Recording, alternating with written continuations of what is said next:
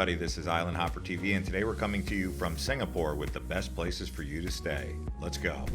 First up, here we are in Bugis. The area known for Bugis Junction, also many different shopping malls, Bugis Street, which is very famous. It's also an area that's known for having an Islamic influence, especially with Kampong Glam being right next door, which we will be showing you a little later on. Also a very famous colonial area known as Chimes. It's got a J in the middle, so take note of that when you're trying to pronounce it.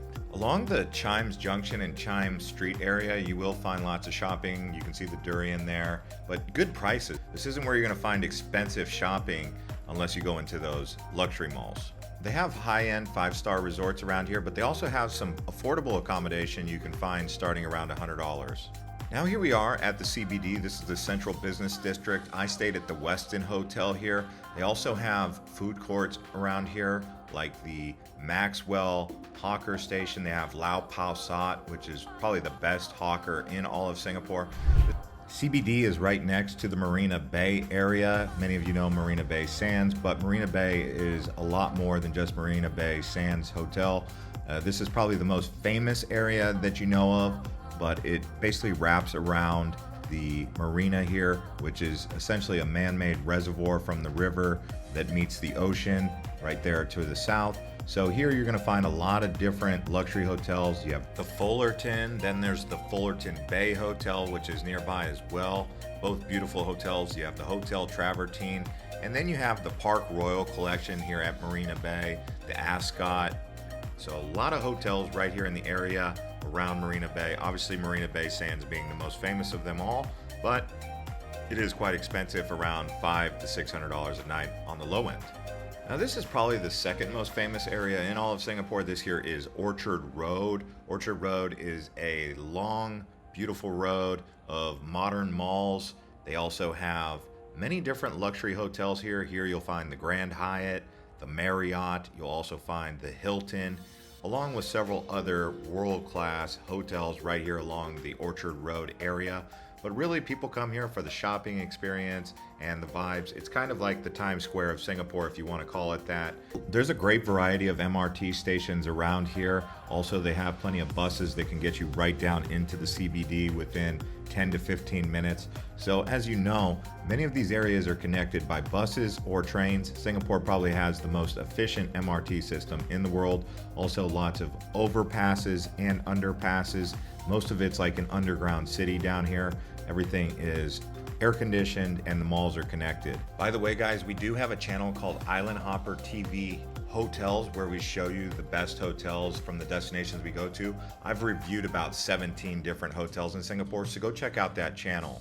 Over there you'll find reviews from Singapore for the Conrad, the JW Marriott, the Hilton, and the Grand Hyatt, just to name a few.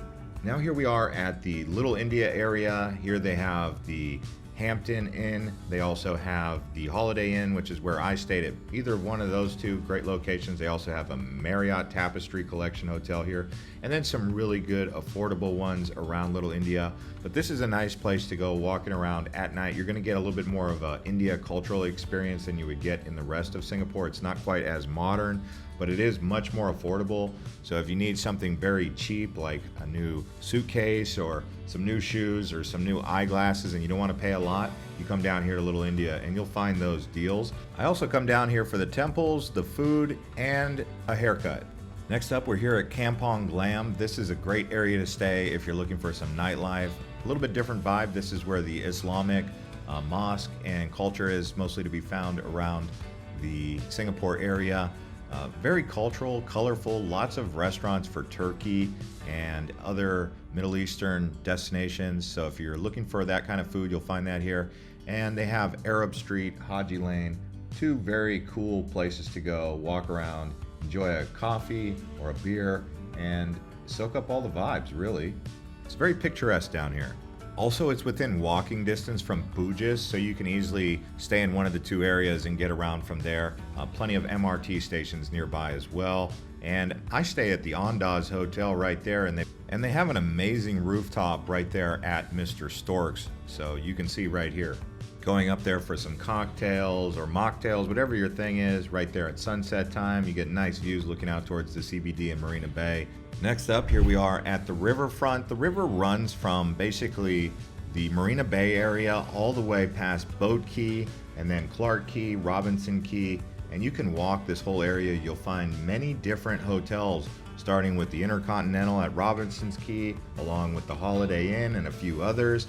Then you'll find some capsule hotels in Boat Key, and Boat Key capsule hotels are really affordable in a nice area, so that might be something for you budget travelers to look up when you're in Boat Key.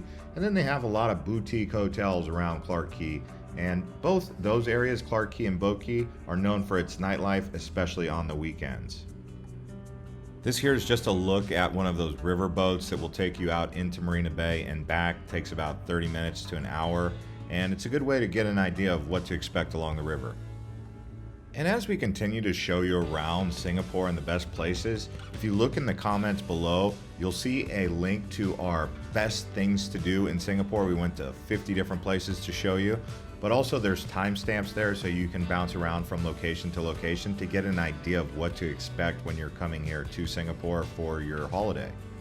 But as you walk around the riverfront, you will see there is a lot of history, like this here Kavanaugh Bridge. So they've preserved some of that old history, and you can see the signs there. Now here we are at Raffles. This is basically in between Bugis and the CBD, and Raffles is a very popular area. I would say this is the heart of Singapore city area. So if you can get a MRT over to Raffles, you'll really find yourself right in the core. And they do have plenty of different hotel varieties for you to select from in this area of Singapore. And by the way, when you're getting around, I do recommend getting one of those MRT cards. You can get them at the airport, or you can get them in some of the MRT stations by going up to one of the booths. And I would say just put 30 Singapore dollars on there to start, and then see how long it lasts. Typically 30 Singapore dollars will last you a few days of consistent riding. Anyways, try and get you a hotel with a rooftop pool. That can be fun, as you can see here. Now we're going out to Sentosa Island. This is a really popular place because of the beaches. They've got Palawan Beach and several other beaches. They've also got a lot of entertainment. This is where Universal Studios is. They've got several malls. And this is really where you're going to go in Singapore to get more of that laid-back beach vibe resorts. They've got the W out here and several others. So if you're looking for that kind of situation, go out to Sentosa Island. It's outside the city, maybe about 15 to 20 minutes by Grab or MRT from the CBD area. So Sentosa Island, definitely a place to consider while in Singapore. They do have a large cable car that can take you from the main island out here to Sentosa. They also have plenty of bungee jumping, skydiving, AJ Hackett's out here. Lots of entertainment with bars and restaurants on the beach as well. This is a popular place to go on the weekends for the locals as well. So be sure to plan accordingly. Maybe you want to go here on a weekday instead of a weekend just because of the crowds, and then the prices go way up. And sometimes these beach clubs, they fill up quickly. But if this is something that you're into, beach clubs, that Ibiza vibe, that Santorini, that Bali kind of vibe, that's what you're going to find out here. Also, there is a monorail that connects from the main island out to here, so you've got many options. As far as getting around, people usually just walk, or they ride one of these double-wheeled scooters, these stand-up scooters that you can see here. That's another way to get around. Now here we are at Kallang. So the main road out here is Joo Chiat.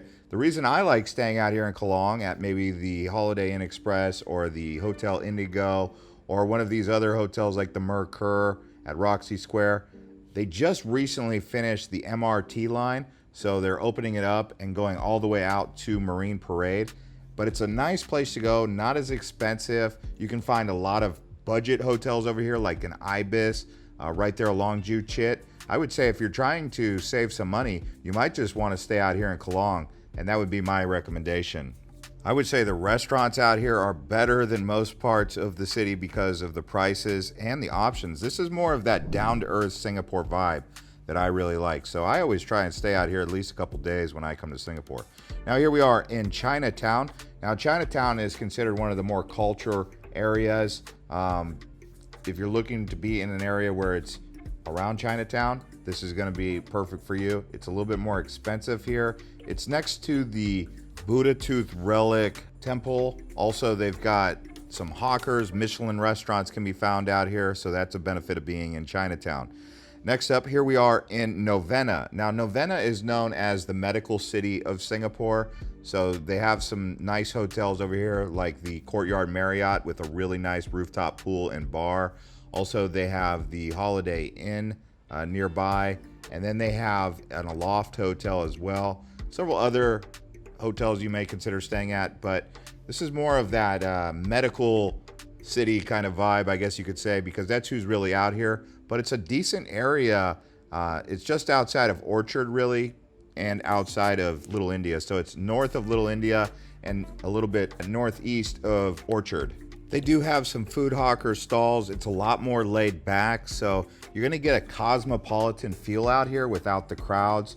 And I would say this is more of a livable area for a long-term stay, especially outside of the center of Novena. Don't stay near the mall, but stay just around the Aloft Hotel area. I would say that's best. Another area that you might want to stay is Holland Village. This is just outside of Queenstown.